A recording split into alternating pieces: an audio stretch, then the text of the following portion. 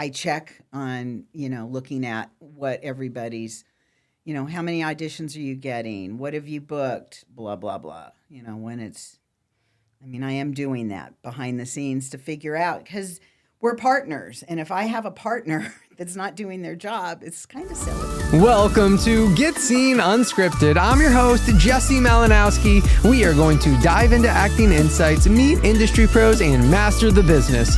Don't forget to subscribe and share. We're keeping you behind the scenes and ahead of the game. Hey everyone, welcome back to Get Scene Unscripted. I am your host, Jesse Malinowski. I just first off want to say, if you've been sending us reviews and rating the podcast, I want to say thank you so much.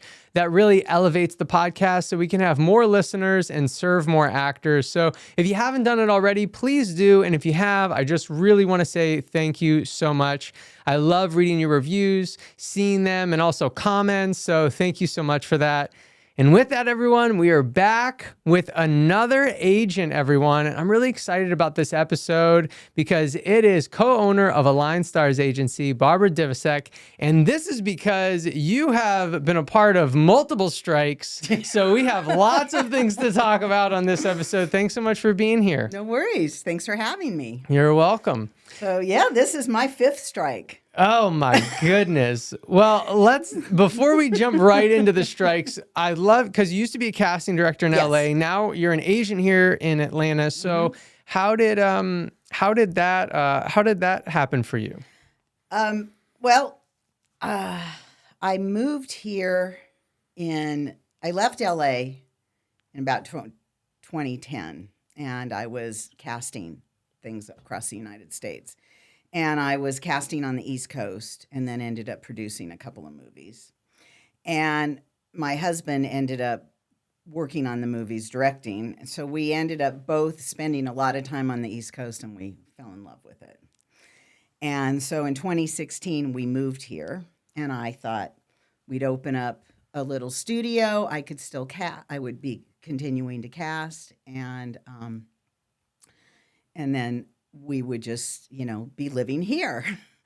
After 3 years of living here, with every job I did, I would do jobs in LA and it felt right. And when I do jobs here, I would get frustrated because it seemed like a lot of the actors did not like when I'd make them come in the room because self-tape was born here. So the actors were used to and it would sort of saddened me every time an actor would go, well, you could have had me do a self-tape.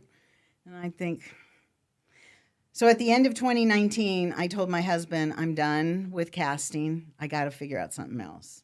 And then a week later, Jessica called me. Really? And said, I'm buying Align Stars. What would it take? And I said, let's take a lunch. And we talked about it. And, my things that I wanted to do was to have a department for people with disabilities, and that I loved that we had a dance department. But I wanted to, when we just talked about joining, I wanted us to become ATA just because of the education you get as an agent when you're part of ATA. And everything we talked about doing, she was on board, and we have never had a disagreement to this day. It's the weirdest thing. That's not weird. That's awesome. That's so great. I was partners with my sister for 40-some years in casting. And you're like, and there were many disagreements. There were many. So, well, how did you and Jessica know each other for her to even be able to call you and say, I'm doing this? When I moved here, my husband and I started a little facility called Atlanta Acting Arts. And Patrick, my husband's also, he does still photography and does headshots. And Patrick sent a lot of people to him and sent a lot of people to us. So we got to know Patrick, and Patrick would say, hey, if I have a question, could I ask you? So when he'd call, I'd always help him because he was a nice young agent, And when he brought Jessica on, he said, would you have a lunch with her? And we ended up spending 2 days just laughing. Got it. Yeah, and Patrick was the original owner of Align Stars. Yes, and she came in as a commercial agent, and he was like, commercials, because, I came from the commercial world. Yeah. Is that how you guys run ASA now? That Jessica does commercials, you do theatrical? No, we have a commercial agent, Natalie Moore. She runs the special needs department and I've the heard incredible things commercial. about her. Yeah, and then Yeah. she runs, and then commercial, and then oversees voiceovers too. So Awesome. Natalie's doing. I wanted all of the agents to sort of be in charge of their destiny, and instead of it being like an agency with a bunch of assistants. I wanted, we also have an agent, Katie Adams, who, she's helping our clients that are in LA and New York. And she and I do all the theatrical submitting together. And then we also have Melody Mills, who runs our dance, and now some influencers. We're getting into that little area code. Awesome. So- Awesome. Yeah. I mean, the industry is just continuing to change, right? So Yeah. much. So we kind of have to adapt with Well, it. I've been trying to think forward for the agent. I mean, that was my goal, was to have just a solid agency, one that if you're thinking of so many agents, we're in there. And that's been my goal. That's awesome. And so, yeah, I mean, you have so much experience within the business. And, like we said, you started in LA in casting. And we just recently have, got over the strike that has been over 100 days long. But I thought it's so unique because you've actually gone through many strikes, even one that was even longer. Yes, it killed me, that strike. Yeah, and I wanted to, Horrible thing. I wanted to kind of just chat about that and the differences and I mean, like you said, it kind of killed a business for you, and then how then were you able to survive this one then, and kind of just going over all that. Well, my first strike, I started casting in 1975 in commercials with my sister in LA. And we were really lucky because we worked a lot. We always had multiple jobs going. In 78, 79, there was a strike, a SAG commercial strike. And that one was the first one I had ever lived through. And that was in the days of when there was answering services. And so the actors would find out where they were shooting the commercial, and they'd be having bullhorns, and mirrors trying to stop shots. And I had my tires slashed at a facility. People would call and leave messages on our messages saying, because I was casting non-union at that time. And that was the first time I really spent time casting non-union. Hold on, wait a second. So the strike's happening. People are like standing off a set with mirrors, trying to mess up shots. Well, because they'd find out where the locations were, because they'd buy off the people at, that did with the answering places. Oh. And they'd be like, because they'd call and say, go to da-da-da, we're shooting. And because in those days... Oh my God. That's the way you got your call time. And then your tires were slashed? Yeah. Because and then this is like it was at a facility. I'm sure you don't know who, but I'm like who? Is the actors angry? The actors are angry. It was ugly, but it was in a different way. It was like some people were really. Wow. I just worked my way through it, and I remember at the end. My first job back with union actors, I had a big sign, and it was like, I missed you so much. Yeah. Because I realized how important union actors were at that time in my career. I'm sure. I'd only been doing it for like 3 years. It was like such a vast difference. Big difference. Yeah, I bet. And the agents that would help with non-union weren't really trustworthy as I was used to. It was a whole new experience on that one. You're like, I missed you so much, and don't slash my tires. And then in 88, there was a strike. And on that one, I remember we were picketed, where we had offices. In fact, my husband was always doing still photography for the union, because he's been a union member forever and worked for the union forever doing, covering events. And he was supposed to cover them striking us. Really? And he went, no, we can go someplace else for me. Right, right. But, Although it would have been really easy. He's like, I'll just go downstairs and I'll just go back upstairs. But on that one, a couple of actors chased one of my camera guy's wives, like to her car, and was chasing her and saying, you're horrible. And she was like, I was delivering food to my husband. I mean, but that one didn't last very long. Gosh. And then the one of 2000 is the one that killed my business. Because our rent at that time was $10,000 a month. Oh my goodness. And I had a bunch of employees, and I kept thinking, because I was bidding jobs, and we went from 350 jobs to 40. Whoa. And I just woke up one day and said to my husband, I guess I'm going to try to close these offices. Wow. And luckily they let me out of my lease. Because they knew like what was going on. Well, it was just a sheer luck. The guy that was the manager was quitting, and I bought him a drink, and next thing I knew, how can you get out within a week? Yes, I can. Yeah. So then that was, that was 2000. And then I went back to working at facilities instead of having my own offices. And kept working. But it wasn't the same, because I had loved having my own staff, and it's just something about your own space. Yeah, no, I know what you mean. How, when you decided, and I'm sure you felt like, well, I kind of don't have a choice, and having to close the doors, but how did you go through that? And how do you now look back to it and see maybe the pros and the positives of that situation? It was a financial thing that I had to, because I kept taking care of my employees. A couple of them had been, I had one gal that was my assistant for 18 years. So I didn't want to of course, disappoint her. But in the same time, I'm like, it became an issue. So then I just went back and started almost like revamping, and trying to get work. But so much work had gone on that strike, because they went to Canada, they went to other states. That one hurt. That was 188 days.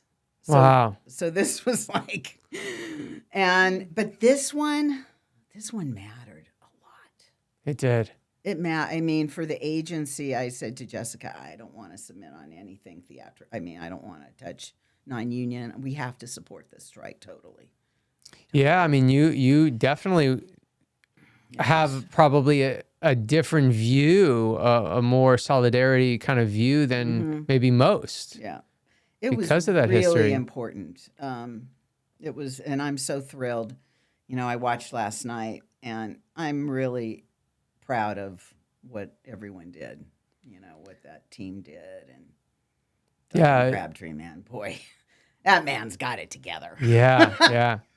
It was incredible. I think when we went into it, right, I think a lot of people were maybe like, oh, this isn't going to work. We're going to get so little. And I think and negotiation is compromise on both sides, absolutely. Right? Yep. But it's like every single thing that we hope to get, we've gotten in some degree. Yeah. No, it's very exciting, I think. Yeah, I think it's going to be such a great, it really, I think, lays down a great foundation and path for the future, right? Absolutely. Because I think even like beyond, because I know it's renegotiated in 3 years, but this feels like, okay, we're on the right path now to not have to worry about the next 3 years. Like most likely that will be We just have July for unions. Yes. We'll just make hay while we can. Exactly. And hope it all works out. No, but I think it will. I think it's brought a lot of attention because there was so much going on during the strike that everyone knew about, from, say, like in 2000, where nobody knew. It was a void. It was just like, because it's the way we get information now. It's a different Exactly. age. Right. Yeah. Everyone gets everything like that from anywhere, everywhere in the world. Yeah. So it's, but it's exciting. I'm very happy that it's overdue. Yeah. Yeah. It's going to be it's going to be great. I'm excited to, it's really got to get going for us to Oh, yeah, feel it. absolutely. We got to learn what's in it. Yeah, Everyone's got to. Exactly. And so what would you say, because I feel like we really kind of like, we earned it, right? We really had to fight for it, earned it. How do you feel like sometimes we can get impatient, I think, as people, right? But it shows here that, in solidarity and being patient, and you've seen it multiple times now in different strikes, how important is that, not only for us as people, but really as actors just in our journey? Well, I think that it was like a couple of actors were wanting, to do things that I didn't think was in their best interest. And that's the one thing is actors just want to work. Yeah. And the thing that actors need to do is when you have an agent, you have to trust that that agent is doing their job for you and sort of take it with the team instead of trying to, trying to outsmart or trying to say, oh, you're not doing that, and then did that make sense? No, it does. It's like, yeah. There's been a couple of actors that they're, okay, well, I've got to do this and that for my career. And it's like, there's nothing you can do, right? You have to be patient for your career. Yes. That is the choice. But actors they have it really tough. Well, you bring up the actors need to trust their agent, or they need to trust that the agent is doing it. Yes. I think that's a great point, but easier said than done. Oh, absolutely. So how can an actor know that the agent is doing their job? I think if an actor keeps doing things for themselves, like, studying, taking classes, like I'm always encouraging my actors, when you do something, like when you do a get scene and you've done it with George Pierre, let me know. Let me know what happened. Did he say something to you that can help me in pitching? If I know my actors are doing, that's what they need to be worrying about instead of trying to hover over us doing our job. Yes. And letting, it's like, with the agency, when Jess and I got together, I said, I don't want to dictate to my other agents how to agent. I have to believe in them and know that they're doing their job and support them. Just like I need to have that kind of support for me and my decisions. You know what I mean? Because there's some places where it's all, well, I have to do it this way because of, and I wanted my agents to have a voice. Yes. And that's for the team. Right. And you mentioned, like, oh, if you do a get scene or something, right? But I want to kind of like break that down. And it's not about coming to get seen or anything. Right. It's breaking down the communication that actors, because there's no class that's like communication 101 within the film and TV business. Like that class doesn't exist. Yeah. And so I think actors and people in the business, they're just like, I don't really know what to do. And then instead, because they don't know what to do, they feel stuck. Because they feel stuck, then they're frustrated, right? Right. And so it's like understanding that when you're communicating with your agent, and then I want you to add on to this, is like when you're communicating with your agent, you want to bring them things that are essentially helping the team, right?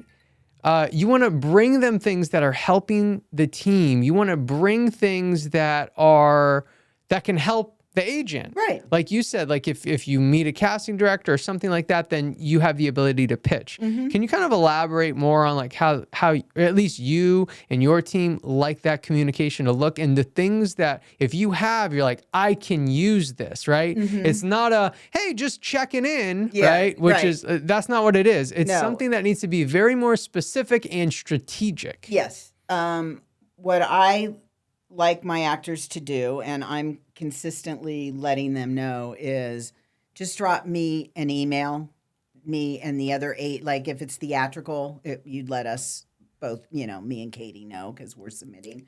If it's commercial, you'd let Natalie know because that's her area code. But I hate it when actors call in, so what's happening?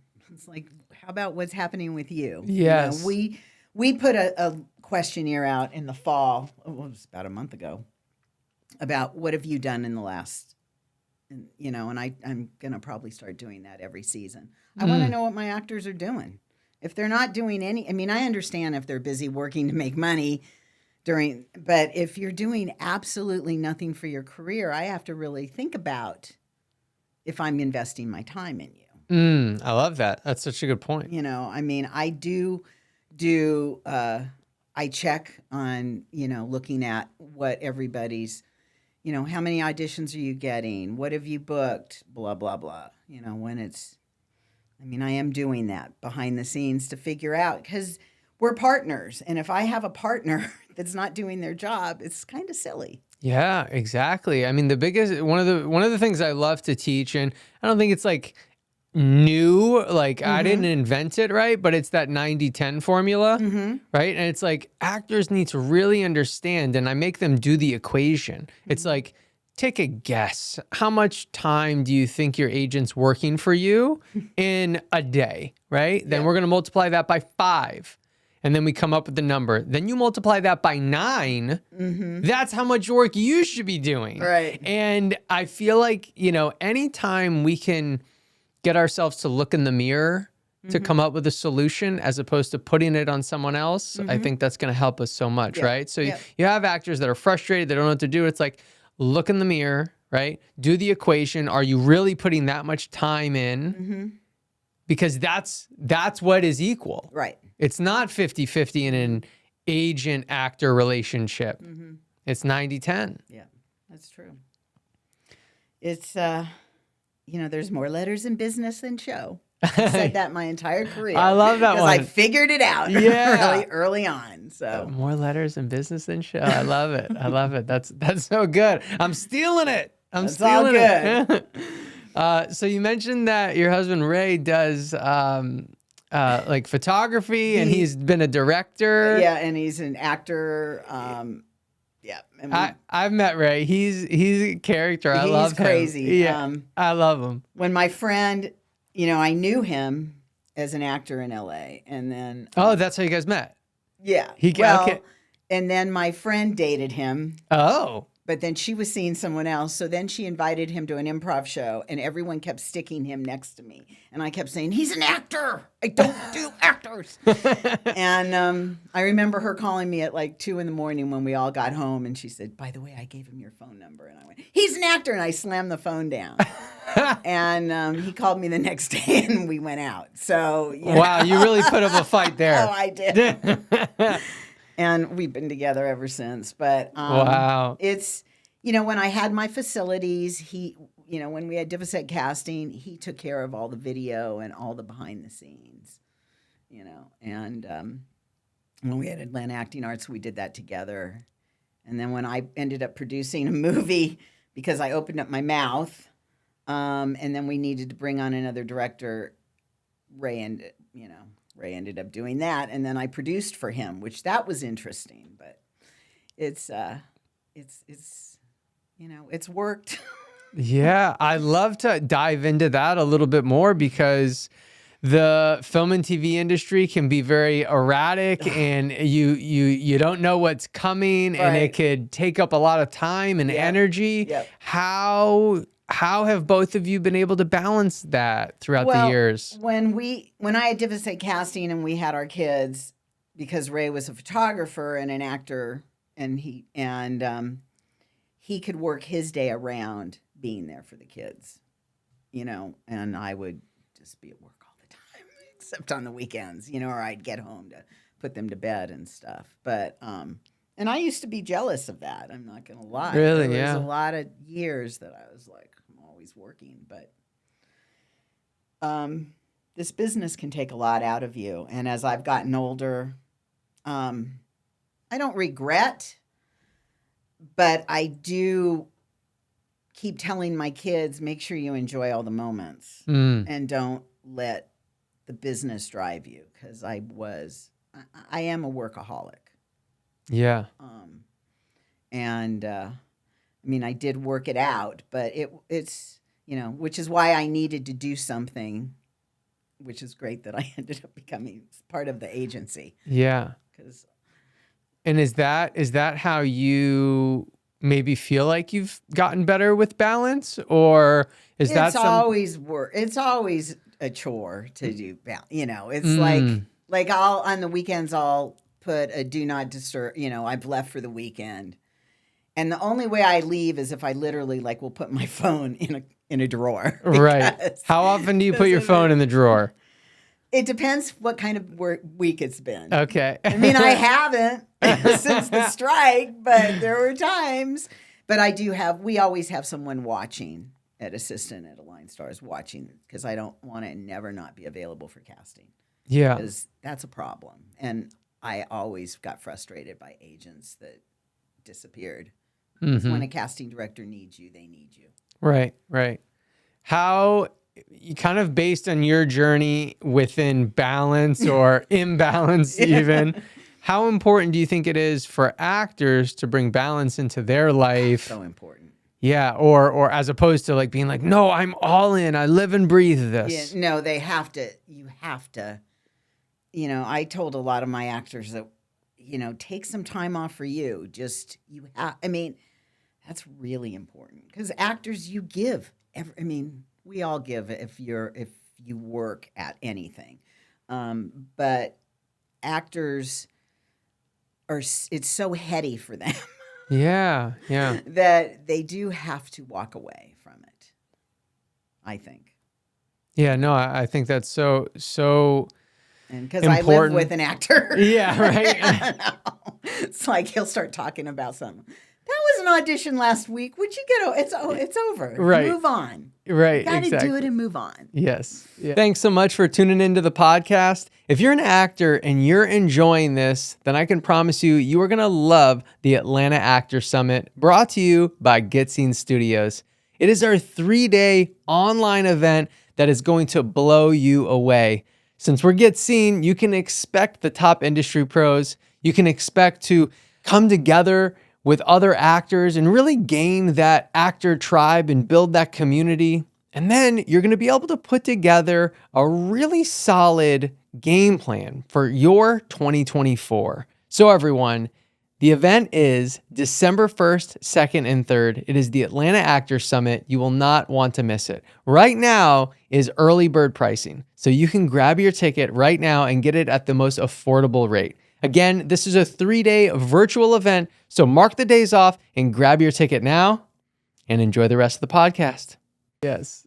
So I'd like to go back to your relationship, if you don't mind. Yeah, no problem. Because I'd love any advice that you have for another couple that both of them are in the entertainment business and how to make that work.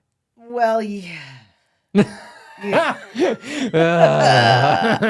No, you just have to work at it, and you have to know that you can't take it personally when especially if you're in business together. Like when we had Atlanta Acting Arts, and we both decided we were sort of done with it, but it was still existing, and I was trying to sell it, or if someone wanted to take it. It was an interesting. We have to always go back to, hey, wait, is this a business conflict or is this a personal conflict? Because sometimes they can go into the other, But that's why it was always good for Ray and I to have a definite difference in what we do, if that makes sense. You know what I mean? Like even when we had Atlanta Acting Arts, he did his stuff, I did my stuff. It was just easier than us both doing it and getting into each other's way, if that makes sense. Sure. But when we were busy with the kids, when we were in LA and working, I was working all the time. What kept us sane was we had a condo in Mammoth, and we would leave and go to that is what I think kept us. We had another thing to do other than the business.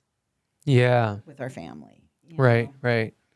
And being able to differentiate that and I think consciously making time. Yep. Right? Making time to take a break, if you will, or just say this is something else that's not all of this all the time. And there's sometimes we'll go out and I'll say, can we just not talk about the business? How often does that happen? Do you guys get? We both say it to each Okay. other. And it's always the one wants to talk about it and the other one's like, no. Yeah. And then it's like, okay, let's talk about it really fast. Okay, done. Yeah. You know? Yeah. I feel like that will happen with Candy and I sometimes, where we're like, well, let's not talk about the business, right? And then normally I want to talk about it more. And then she wants the break. But then all of a sudden, maybe she'll come in wanting to Right. talk about it. And then I'm like, well, wait a second. What's happening right now? Maybe we're not supposed to. Yeah. So I think right now we're on like, we're both consciously trying not to, but then we're both open if it does kind of happen here and there. Yeah. I think. Yeah. So it's a journey, and it's interesting because in show business, it just can take so much, in different areas. It's not like, a doctor or a lawyer or a business person goes to work for certain hours and then they go home. You know what I mean? And this business is not like that. Right. Like, I remember my kids said, no, my mom works all the time. As a little kid, and I was like, Uh-oh. That's yeah, that's not a good thing. Yep. So, but and my little one used to come to my casting offices, and he'd see the kids because I used to do a good amount of the Mattel, and he'd see all the kids, and he'd be like, "Why are they here? They should be at home playing." He'd like get mad. It's like, That's funny. Yeah. Are they in the business at all? My oldest son is a rock and roller. Okay. And he lives in LA, and and then also works for a company in show business. But my other one lives in Finland. My other son lives in Finland. Very and cool. Is a designer. Cool. Yeah, that's where my grandchildren are. Awesome. And so you spent time as a casting director in LA. Then, as we learned, you came to Atlanta as an agent and then became an agent here. What are some things that you learned being a casting director that has made you a really good agent? And you mentioned the getting back to them in time, because that was a pet peeve that you kind of had. But Yep. What else? Well, we had the strike of 2000. In 2003, an agency paid me a good amount of money, and I was an agent in LA for a year. And that's, I must say, when I became an agent, and then after that I went back to casting, that made me the nicest casting director on earth. I was way creepier before, or way stronger, way really bitchier. Yeah. I mean, it's just what it was. That's fine. Yeah. What signaled the change? Because when you're an agent, you don't get to call the shots. When you're a casting director, you can decide who to give the auditions to, who to give even the breakdowns to. You don't have to give it to every agent in the region. You can pick 10, you can pick 15. You can do it on breakdown, you can do it by a phone. It's all about your choices. When you're an agent, you've got to work and hope that you can get to the casting director and that they're going to look, A, and B, take your person. So, it's way easier to be a seller than a buyer. Right. A buyer than a seller. I said it wrong. I still get confused because I'll say, the casting. No, wait, I'm an agent. Yeah, right. So,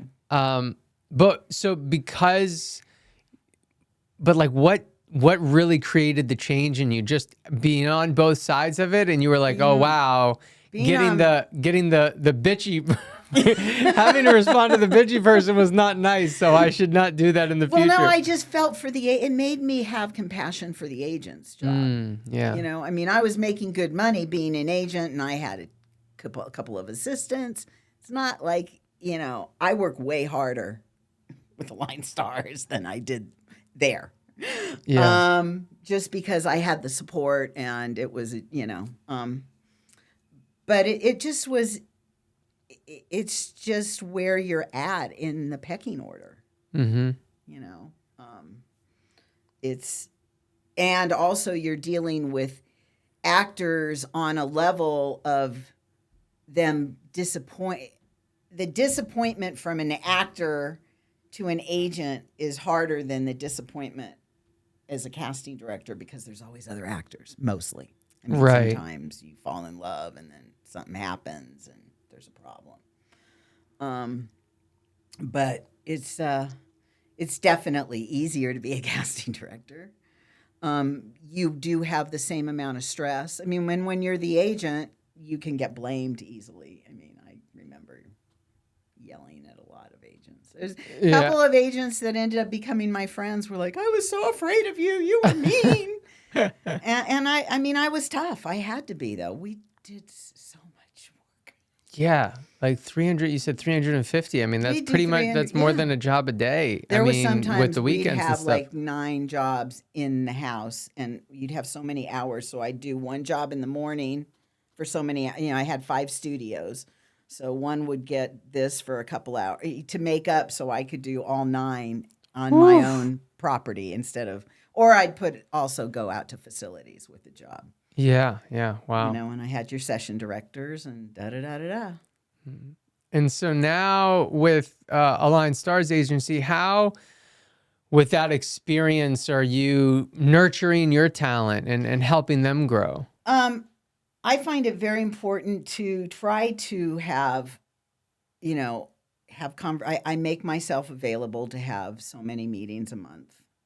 Now, when it gets busy, they all know. If it's busy, my life exists for the entire agency and not that of just, because someone wants to have a check-in meeting with me. I might have to put it off because I want to turn those submissions around. That's very, but I have also, I do take people that are a work in progress, and I don't mind that, but I love my experience. I really like helping. My thing is, when I decided, I said to my husband, I'm done casting, but I have to do something where I can share my knowledge. Yeah. And that's what I'm trying to do. I love that. I love that. Because I was so lucky. I laughed for so many years, just, during commercial auditions, a whole day of sitting next to a director that's like drawing pictures of the actors as we're seeing them. Oh, geez. If only those actors knew. Yeah. Yeah. But it was all in fun. Yeah. It was all good. And so what would you say is the biggest difference or maybe challenge for you being an agent in Atlanta compared to when you were an agent in LA? Well, when I came here, I'm known in LA. I was not known here. It took me a long time to sort of get into it here. But I moved here, and a lot of my jobs I kept going back to LA to do stuff, or, you know what I mean? Or, because we've worked all over the U.S. When we used to do commercials, we were also known for doing real people across the country. So I just never seem to, the casting directors that are in this town have been here for a while, and they've got the town together, you know what I mean? And it just, because too of my age, and let's face it, I'm older, it just seemed like it just never worked as well for me here in the casting world as it did. I did some great projects here, don't get me wrong, and I love some of the agents here that I'm friends with and all of that, but it just, LA was like something I'm so used to. And yeah, because the time you can't just make up, 2 decades of time, right? Yeah, I get that. I remember when I started, and my sister would say, just call. I'd say, what do I say when I call the agents?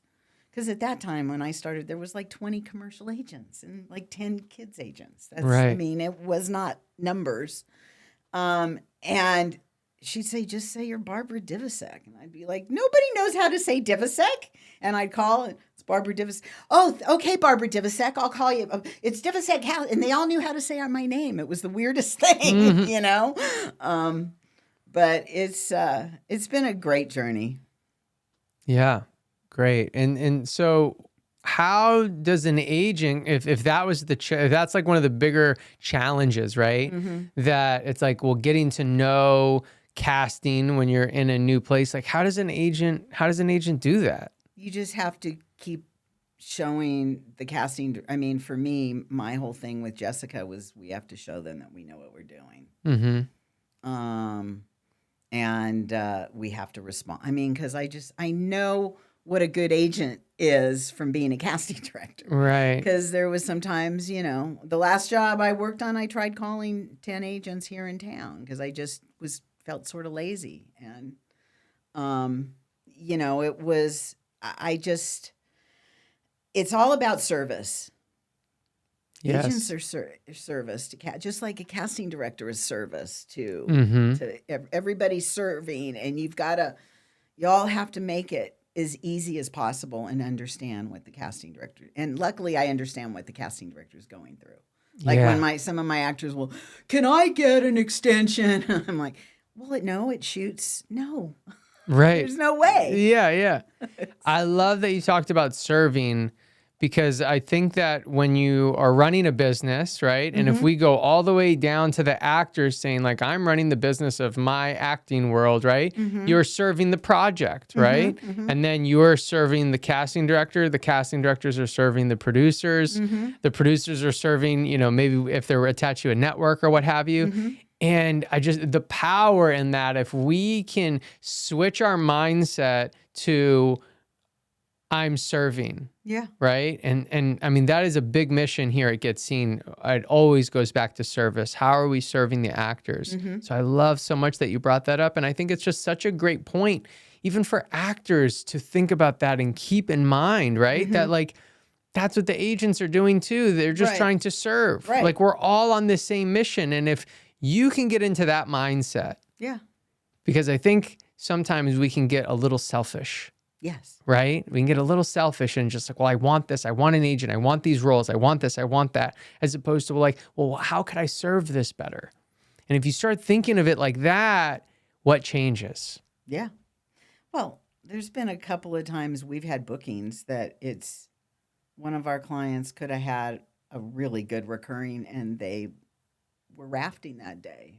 And just after 4 hours, casting called back and went, we're going another way. Wow. We're like, we can't find our client. And it's like, guys, you have to be responsible too. Right, right.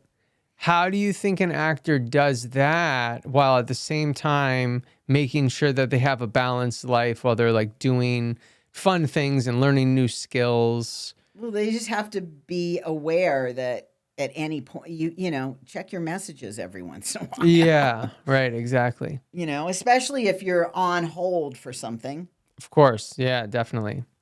Yeah, if you're on those hold. Those little things. Yeah. Don't do a disappearing act. Exactly, exactly. I remember the first job I did here in town, and I booked someone, and I called the agent to book, and she said, okay. And I said, can you send me the stuff? And, his booking information. And I booked him at like 4:00. By 7, I hadn't gotten the booking information. My producer in LA was like freaking out. I called the agent back and, I'm at Walmart. I'll get home shortly. I'm like, how about you give me the phone number of the actor or I have to go to the second choice? Yeah. It was like, really? Turn it around, move it, so. Yeah, I think kind of you want to have as an actor that's like wanting to work, you want to have like that fire in you. I think in all the elements. Yeah. The elements, like you said, there's more letters in business, right? So like not just I can do a good job with this audition, but it's like the technical, the being responsive, the being quick, the being responsible, all of those things are part of the business aspect of it. Down to labeling it.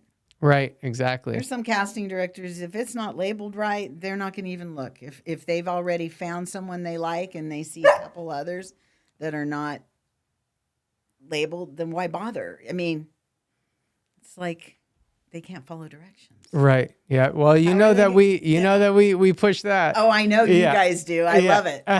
Thank you. It makes me crazy, when my anyway. So, what advice would you have for? There's 3 here, and because I feel like you have the experience, you have like so much experience. So, the advice for someone that's like, I'm ready to take this acting thing seriously, or somebody that maybe wants to be an agent, or maybe somebody that wants to get into casting. Is it the same advice or is it different? Well, it's the same but different. I mean, in all of in casting and in agenting, it depends. There's some agents that work certain hours.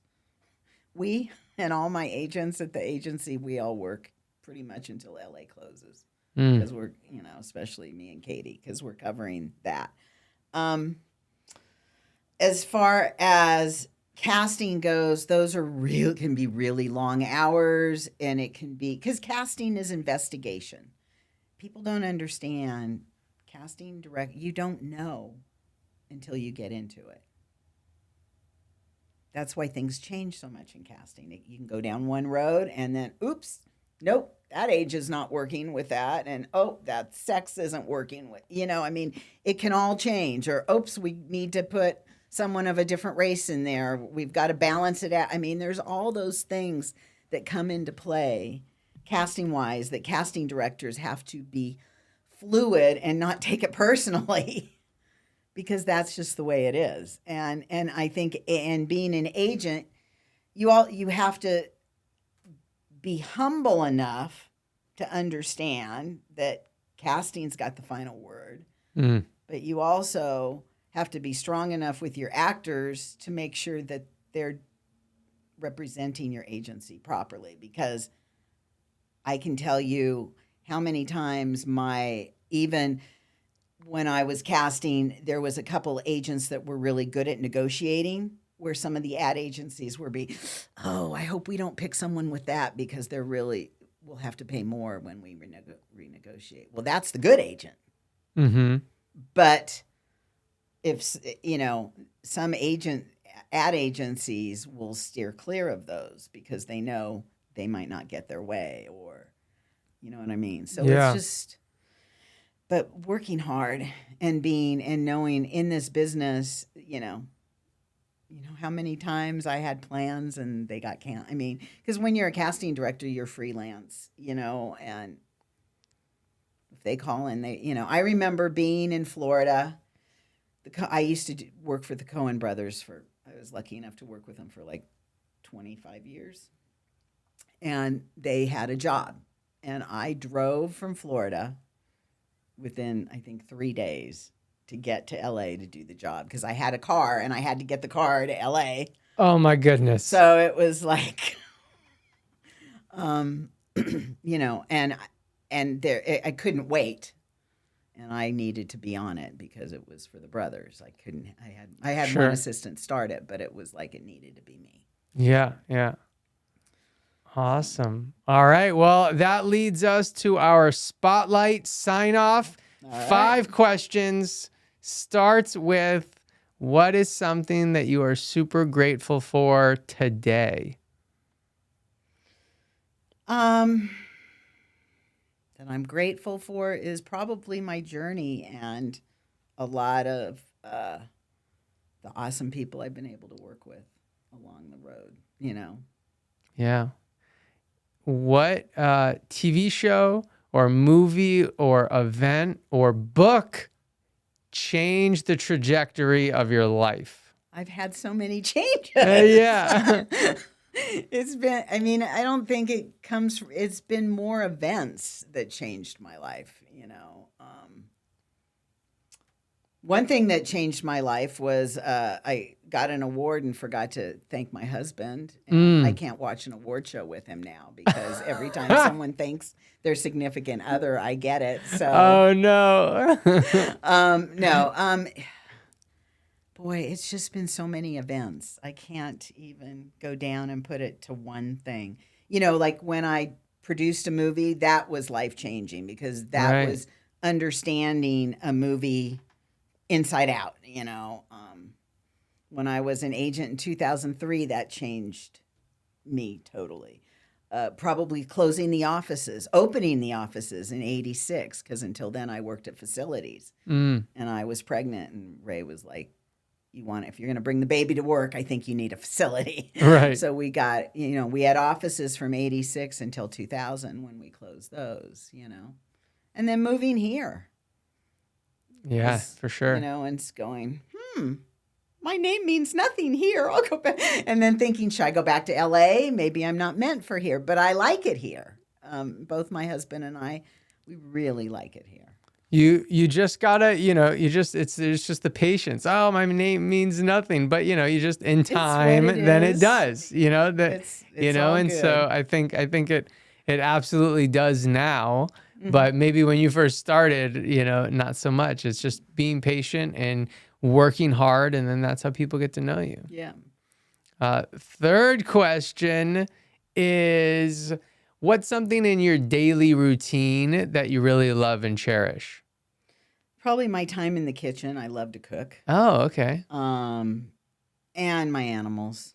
My animals mean so much. I just actually had to put down last Saturday a 20-year-old cat, and that was like, I realized that cat had been around 7 dogs that have come and gone. Oh my life. goodness!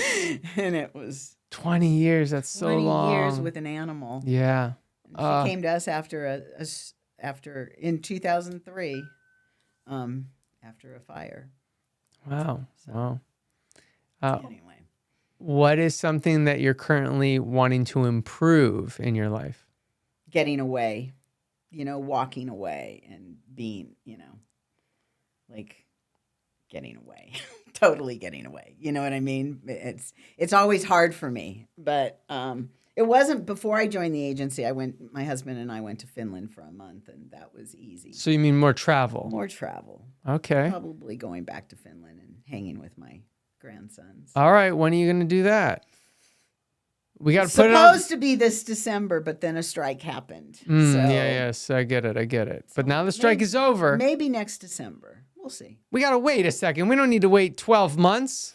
I got to make some money. I feel that. I got to work the agency. Yeah. All right. I get it. And then I would say, last question, based on your journey, what advice would you want all the listeners to make sure to get?